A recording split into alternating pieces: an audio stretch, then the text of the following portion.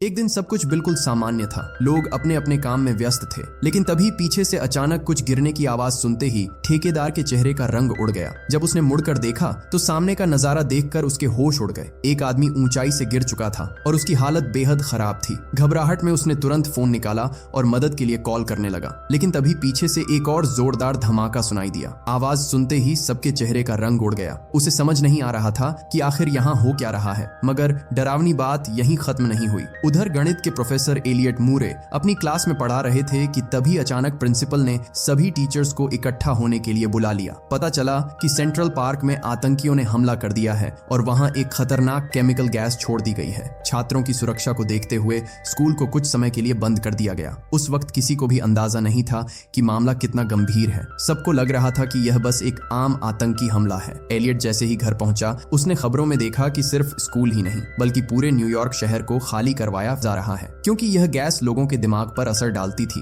उन्हें अजीब अजीब वहम दिखाती थी और फिर उन्हें खुद को नुकसान पहुंचाने पर मजबूर कर देती थी। यह सुनते ही एलियट ने देर नहीं की। उसने जल्दी जल्दी सामान पैक किया और अपनी पत्नी अल्मा को लेकर रेलवे स्टेशन पहुंच गया। उनका प्लान था कि गणित के टीचर जूलियन और उसकी बेटी जेस के साथ कई 100 किलोमीटर दूर फिलाडेल्फिया जाकर पनाह लें, लेकिन उन्हें बिल्कुल भी अंदाजा नहीं था कि जिस फिलाडेल्फिया को वो सुरक्षित समझ रहे थे, वहां भी वही खौफनाक हादसा शुरू हो चुका था। एक पार्क में लोग आराम से बैठे हुए थे कि तभी एक अजीब सी ठंडी हवा चली। हवा के गुजरते ही पार्क में मौजूद लोग अचानक एकदम खामोश होकर अपनी जगह पर रुक गए। एक लड़की ने यह अजीब मंजर देखा तो वह अपनी सहेली को बताने लगी, लेकिन तभी उसने देखा कि उसकी सहेली की हालत बदल चुकी है। उसकी आंखें सुन्न सी हो गई थीं और वह किसी गहरे नशे में डूबी हुई लग रही थी। अगले ही पल उसने धीरे धीरे अपने बालों से हेयर पिन निकाली और बिना एक सेकंड सोचे उसे अपनी गर्दन में घोंप दिया। कुछ ही देर बाद ट्रेन में बैठे मुसाफिरों ने अपने मोबाइल पर खबर देखी कि फिलाडेल्फिया में भी यही खौफनाक घटना हो रही है। और सिर्फ फिलाडेल्फिया ही नहीं, आसपास के कई शहर भी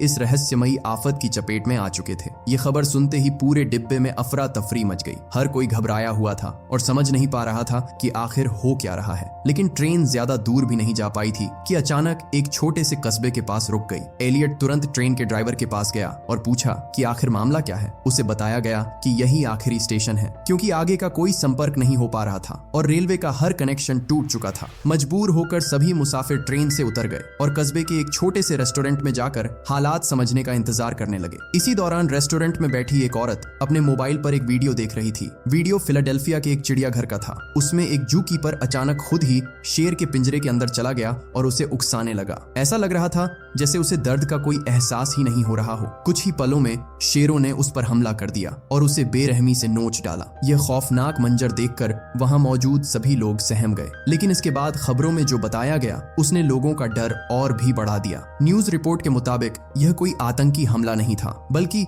एक रहस्यमयी वायरस था जो हवा के जरिए फैल रहा था। और सबसे डरावनी बात यह थी कि संक्रमण अमेरिका के पूरे उत्तर पूर्वी इलाके में फैल चुका था। यानी एलियट और उसके साथी उसी संक्रमित इलाके के बीचों बीच फंसे हुए थे। अब उनके पास सिर्फ एक ही रास्ता बचा था, जितनी जल्दी हो सके पश्चिम की तरफ निकल जाना। लेकिन तभी अचानक रेस्टोरेंट की सारी लाइटें बंद हो गईं। लोगों को एहसास हो गया कि यहाँ रुकना मतलब मौत को दावत देना है। बस फिर क्या था, हर कोई अपनी जान बचाने के लिए बाहर भागा और गाड़ियों में बैठकर वहां से निकलने लगा। एलियट ने भी कुछ लोगों से लिफ्ट मांगने की कोशिश की, मगर उस वक्त हर इंसान सिर्फ अपनी जान बचाने के बारे में सोच रहा था। किसी ने भी उनकी मदद करने की जहमत नहीं उठाई। खुशनसीबी से आखिर में जाने वाला एक दाढ़ी वाला शख्स उन दोनों को अपने साथ ले जाने के लिए तैयार हो गया। तभी अचानक जूलियन घबराया हुआ एलियट के पास दौड़ता हुआ आया। उसने बताया कि उसका अपनी पत्नी से संपर्क टूट चुका है। आखिरी बार उसकी पत्नी प्रिंसटन जाने वाली गाड़ी में बैठी थी और उसके बाद से उसका कोई पता नहीं चला। इसलिए उसने फैसला किया कि वह दूसरी गाड़ी से प्रिंसटन जाएगा और उसे ढूंढने की कोशिश करेगा। लेकिन उस गाड़ी में सिर्फ एक सीट खाली थी। मजबूरन उसे अपनी बेटी जेस को एलियट और अल्मा के हवाले करना पड़ा। भारी दिल के साथ दोनों दोस्तों ने एक दूसरे से विदा ली। जूलियन अपनी पत्नी की तलाश में निकल गया, मगर उसे क्या पता था कि यह उसकी बेटी से आखिरी मुलाकात साबित होगी। कुछ देर बाद जब उसकी गाड़ी प्रिंसटन पहुंची तो वहां का मंजर देखकर उसके होश उड़ गए। सड़क के दोनों तरफ पेड़ों पर अनगिनत लाशें लटक रही थीं। ये वे लोग थे जिन्होंने वायरस के असर में आकर खुद अपनी जान ले ली थी। यह देखकर साफ समझ आ रहा था कि प्रिंसटन पहले ही इस आफत की गिरफ्त में आ चुका है। घबराकर जूलियन ने तुरंत गाड़ी के वेंट बंद कर दिए ताकि बाहर की हवा अंदर ना आ सके। लेकिन थोड़ी ही देर बाद उसे कुछ अजीब महसूस हुआ। जब उसने ऊपर नजर उठाई तो देखा कि गाड़ी की छत में एक बड़ा सा छेद हो चुका था, यानी संक्रमित हवा लगातार अंदर आ रही थी। जूलियन समझ गया कि अब बहुत देर हो चुकी है। तभी अचानक गाड़ी रुक गई और अगले ही पल बिना किसी वजह मोटरसाइकिल तेजी से आगे बढ़ी और सामने खड़े एक बड़े पेड़ से जा टकराई। टक्कर इतनी जबरदस्त थी कि गाड़ी में बैठे बाकी लोग वहीं मारे गए। सिर्फ जूलियन किसी तरह बाहर निकल पाया, लेकिन वायरस अब उसके दिमाग पर पूरी तरह असर कर चुका था। कुछ देर तक वह लड़खड़ाते हुए चलता रहा, फिर उसने जमीन पर पड़ा टूटा हुआ कांच उठाया और अपनी कलाई काट ली। उधर एलियट और उसके साथियों ने भी सड़क पर वही खौफनाक मंजर देखा। रास्ता लाशों से भरा पड़ा था। ये सभी लोग वायरस के असर में आकर अपनी जान दे चुके थे। यह देखकर सबके दिल दहल गए। उन्होंने सोचा कि शायद दूसरी सड़क से जाना ज्यादा सुरक्षित होगा, लेकिन तभी सामने से एक मिलिट्री ट्रक आता दिखाई दिया। ट्रक रुकते ही एक सैनिक घबराया हुआ उनकी तरफ भाग कर आया। उसने बताया कि आगे उनका सैन्य अड्डा है, लेकिन वहां भी सब कुछ खत्म हो चुका है। उसके सभी साथी इस रहस्यमयी वायरस का शिकार हो चुके हैं और वह किसी तरह जान बचाकर यहाँ तक पहुंचा है। उसी समय दूसरी तरफ की सड़कों से भी कुछ गाड़ियां वहां आ पहुंची। जब लोगों ने उनसे हालात पूछे तो उन्होंने भी यही बताया कि आगे हर तरफ खुदकुशी करने वालों की लाशें बिखरी पड़ी हैं। अब सभी को लगने लगा कि फिलहाल यही जगह सबसे सुरक्षित है। धीरे धीरे वहां और भी बचे हुए लोग जमा होने लगे। तभी भीड़ में मौजूद एक औरत के फोन पर प्रिंसेटन से कॉल आई। सबकी निगाहें उसी पर टिक गईं। उन्हें उम्मीद थी कि शायद कोई अच्छी खबर मिलेगी, लेकिन कुछ ही सेकंड बाद माहौल पूरी तरह बदल गया। फोन पर बात कर रही औरत अचानक घबरा गया। फिर लाइन के दूसरी तरफ से कुछ डरावनी आवाजें सुनाई दी और संपर्क टूट गया। एलियट ने फोन अपने हाथ में लिया, लेकिन उसे सिर्फ तेज हवा की आवाज सुनाई दे रही थी। बस इतना ही काफी था समझने के लिए कि प्रिंसेटन गए जूलियन के साथ कुछ बहुत बुरा हो चुका है। ये सोचकर एलियट टूट गया। उसने जेस को सीने से लगा लिया और बेबस होकर रोने लगा। इसी बीच दाढ़ी वाले शख्स ने एक चौंकाने वाली बात कही। उसका मानना था कि शायद इस पूरी तबाही के पीछे पौधे हैं। उसने बताया कि जब कुछ पौधों पर कीड़े हमला करते हैं तो वे अपनी रक्षा के लिए जहरीले रसायन छोड़ते हैं। हो सकता है कि किसी वजह से पौधों ने इंसानों को ही खतरा समझ लिया हो और अब वे उन्हीं के खिलाफ यह जहरीला असर फैला रहे हों। हालांकि यह सिर्फ एक अनुमान था, लेकिन मौजूदा हालात को देखकर यह बात नामुमकिन भी नहीं लग रही थी। लेकिन वजह चाहे जो भी हो, एक बात तो साफ थी कि यहाँ ज्यादा देर रुकना सुरक्षित नहीं था। सैनिक ने कहा कि संक्रमण सबसे पहले बड़े शहरों में फैला था। इसका मतलब ये हो सकता है कि जहाँ आबादी कम होगी वहाँ खतरा भी कम होगा। इसीलिए उसने सुझाव दिया कि सभी लोग पास के एक छोटे से गांव की तरफ चलें। वहाँ रहने की जगह भी है और लोग भी बहुत कम हैं। सबने उसकी बात मान ली। इसके बाद लोगों को 2 समूहों में बांट दिया गया। एलियट कुछ लोगों के साथ आगे निकल गया, जबकि सैनिक बाकी बड़े समूह को लेकर उनके पीछे चलने लगा। सब कुछ ठीक चल रहा था, लेकिन तभी अचानक एक अजीब सी हवा चली। हवा का झोंका आते ही आगे चल रहे कुछ लोग अचानक रुक गए। वे एकदम खामोश खड़े रह गए, जैसे किसी ने उनकी चेतना छीन ली हो।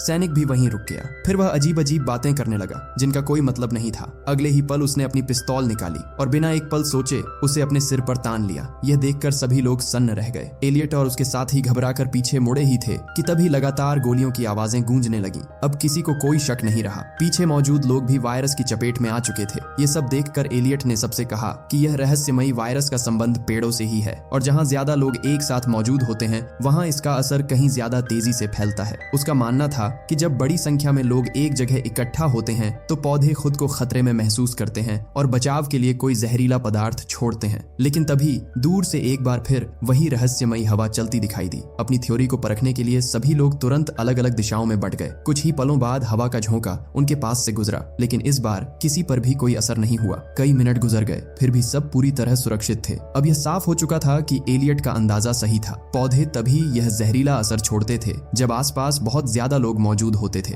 यह समझ आने के बाद वे लोग आगे बढ़े और एक खाली घर में पहुंच गए। वहां उन्हें एक नक्शा मिला जिससे वे कम आबादी वाले इलाके की तरफ जाने का रास्ता ढूंढने लगे। लेकिन तभी बड़ी संख्या में बचे हुए लोग भी उसी घर की तरफ आने लगे। एलियट समझ गया कि अगर यहाँ भीड़ जमा हो गई तो खतरा फिर से बढ़ सकता है, इसलिए वे लोग तुरंत वहां से निकल पड़े। अब भी वे ज्यादा दूर नहीं गए थे कि उन्होंने कुछ बचे हुए लोगों को एक साथ खड़ा देखा। अगले ही पल वायरस ने फिर अपना असर दिखाना शुरू कर दिया। उनमें से एक आदमी अचानक अजीब हरकतें करने लगा। फिर वह पास खड़ी बड़ी घास काटने वाली मशीन के पास गया, उसे चालू किया और बिना एक पल सोचे उसके सामने जाकर लेट गया। ये खौफनाक मंजर देखकर एलियट और उसके साथी बुरी तरह डर गए और वहां से भाग निकले। भागते भागते वे एक घर के पास पहुंचे। उनके पास खाने पीने का सामान लगभग खत्म हो चुका था, इसलिए उन्होंने मदद मांगने का फैसला किया। एलियट ने दरवाजा खटखटाया, लेकिन अंदर से कोई जवाब नहीं आया। तभी उसके साथी ने खिड़की से झांक कर कहा कि अंदर कोई मौजूद है। ये सुनकर एलियट ने ऊंची आवाज में कहा कि उन्हें सिर्फ थोड़ा सा खाना चाहिए और वे किसी को नुकसान नहीं पहुंचाएंगे। लेकिन घर के मालिक को डर था कि कहीं वे वायरस अपने साथ अंदर न ले आए, इसलिए उसने दरवाजा खोलने से साफ इनकार कर दिया। काफी देर तक कोशिश करने के बाद एलियट ने वहां से जाने का फैसला किया, लेकिन उनके साथ मौजूद घुंघराले बालों वाला लड़का गुस्से में अपना आपा खो बैठा। वह दरवाजे को लात मारते हुए चिल्लाने लगा कि दरवाजा खोलो। उधर उसका साथी भी लगातार खिड़कियां पीटने लगा। उनकी यह हरकत घर के मालिक को बुरी तरह भड़का गई। अचानक दरवाजे की दरार से बंदूक बाहर निकली और अगले ही पल गोली चल गई। घुंघराले बालों वाला लड़का वहीं ढेर हो गया। एलियट अभी यह सब समझ ही रहा था कि उसने देखा बंदूक का मुंह अब दूसरे आदमी की तरफ घूम चुका है। उस वक्त हालात ऐसे थे कि कोई भी इंसान अपनी सुरक्षा के लिए कुछ भी कर सकता था। एलियट अपनी फैमिली को लेकर वहां से निकल जाता है। तीनों वहां से भागते हुए निकल गए और काफी दूर जाने के बाद एक दूसरे घर तक पहुंचे। भूख से सबका बुरा हाल था, इसलिए उन्होंने सोचा कि पहले कुछ खाने का इंतजाम किया जाए। इस बार उनकी किस्मत अच्छी निकली। घर में रहने वाली एक बुजुर्ग औरत ने उनका गर्मजोशी से स्वागत किया और उनके लिए शानदार खाना भी बनाया। लेकिन ऐसे हालात में किसी अजनबी का इतना मेहरबान होना थोड़ा अजीब लग रहा था और जल्द ही उन्हें इसकी वजह भी समझ आ गई। रात के खाने के दौरान बूढ़ी औरत का व्यवहार काफी अजीब था। एक पल पहले वह हंसते हुए बातें कर रही होती और अगले ही पल बिना किसी वजह के गुस्से में भड़क उठती। एलियट और अल्मा ने सोचा कि शायद उम्र की वजह से उसका स्वभाव ऐसा हो गया हो, इसलिए उन्होंने ज्यादा ध्यान नहीं दिया। चूंकि रात हो चुकी थी, इसलिए उन्होंने वहीं रुकने का फैसला किया। खुशनसीबी से रात आराम से गुजर गई। अगली सुबह एलियट नीचे आया तो उसने कमरे का दरवाजा आधा खुला देखा। जिज्ञासा में वह अंदर चला गया, लेकिन कमरे के अंदर का नजारा देखकर वह हैरान रह गया। बिस्तर पर बूढ़ी औरत नहीं बल्कि एक बड़ी सी गुड़िया रखी हुई थी। यह देखकर उसे एहसास हुआ कि यह औरत जितनी अजीब दिखती है शायद उससे भी ज्यादा सन की है। तभी अचानक बूढ़ी औरत उसके पीछे आ खड़ी हुई। उसे कमरे में देखकर वह बुरी तरह भड़क गई और चिल्लाकर पूछने लगी कि क्या वह उसके घर से कुछ चुराने आया है। एलियट ने उसे समझाने की कोशिश की, लेकिन वह कुछ सुनने को तैयार नहीं थी। वह लगातार चिल्लाती रही और उन्हें तुरंत घर छोड़कर जाने को कहने लगी। इतना कहकर वह गुस्से में बाहर निकल गई। एलियट भी उसके पीछे बाहर आया, लेकिन बाहर का माहौल देखकर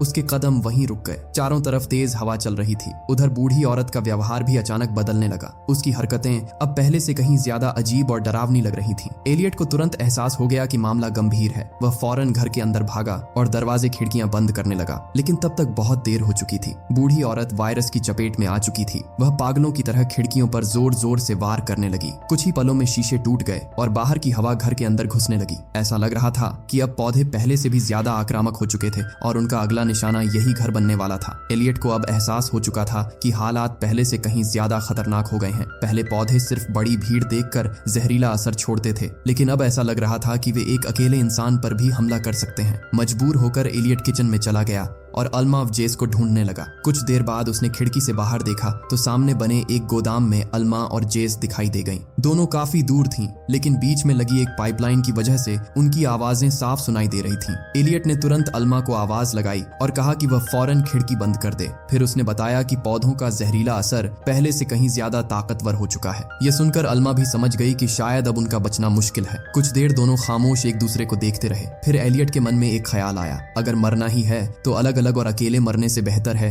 कि वे आखिरी सांस तक साथ रहें। यही सोचकर उसने दरवाजा खोला और बिना डरे बाहर निकल आया। उधर अल्मा ने भी जेस का हाथ पकड़ा और उसकी तरफ चल पड़ी। तीनों धीरे धीरे एक दूसरे की ओर बढ़ने लगे, लेकिन तभी एक बार फिर वही रहस्यमयी हवा चली। एलियट को लगा कि अब सब खत्म हो जाएगा, मगर हैरानी की बात यह थी कि इस बार किसी पर भी कोई असर नहीं हुआ। न एलियट पर, न अल्मा पर और न ही जेस पर। तीनों सुरक्षित एक दूसरे तक पहुंच गए। ये किसी चमत्कार से कम नहीं था। एलियट ने अंदाजा लगाया कि शायद पौधों का हमला रुक चुका है और इसी वजह से वे मौत के मुंह से बच निकले। इसके बाद कुछ महीने बीत गए। धीरे धीरे शहरों की जिंदगी फिर से सामान्य होने लगी। सड़कें दोबारा लोगों से भर गईं और सब कुछ पहले जैसा दिखाई देने लगा। एलियट और अल्मा ने जेस को गोद ले लिया। अब तीनों एक खुशहाल परिवार की तरह साथ रहने लगे। ऐसा लग रहा था कि आखिरकार उनकी सारी परेशानियां खत्म हो चुकी हैं। बाद में टीवी पर वैज्ञानिकों ने बताया कि जांच के बाद यह साफ हो गया है कि इस पूरी घटना के पीछे पौधों द्वारा छोड़ा गया एक जहरीला न्यूरोटॉक्सिन था। वैज्ञानिकों का मानना था कि पौधों ने इंसानों को अपने लिए खतरा समझ लिया था, इसलिए उन्होंने अपनी रक्षा के लिए